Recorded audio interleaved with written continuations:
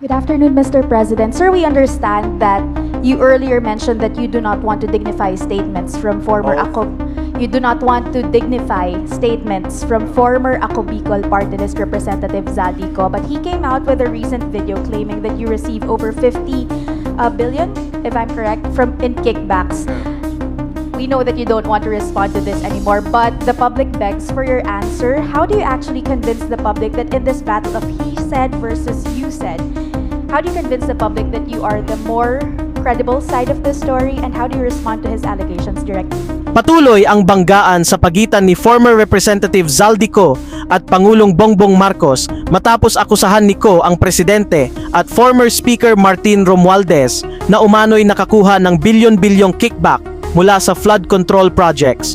Kasunod nito, hinamon ng Malacanang si Ko na umuwi sa Pilipinas kung talagang totoo ang mga alegasyon niya at may hawak siyang ebidensya. Well, look at the quality of the statements. Alam mo, mahaba nang naging mga usapan natin tungkol sa fake news. Anyone can go online and make all kinds of claims and say all kinds of things. Paulit-ulit. But it means nothing. For it to mean something, umuwi siya rito.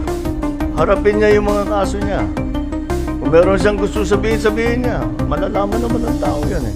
Patunayan. But come home. Come home. Ba't ka nagtatago sa malayo? Ako, hindi ako nagtatago eh. Kung meron kang akusasyon sa akin, nandito ako. Gawin niyo pareho. At para patas lang naman.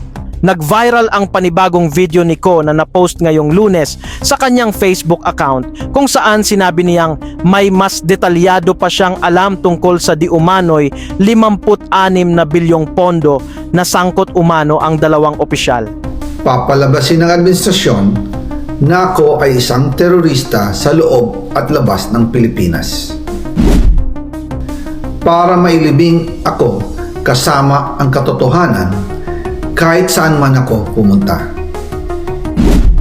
Sinabi na agad sa akin ni Speaker Romualdez na kailangan ko makapag-deliver ng 2 billion pesos kada buwan para sa pagdi-deliver ng male-maletang pera patungo sa bahay ni Speaker.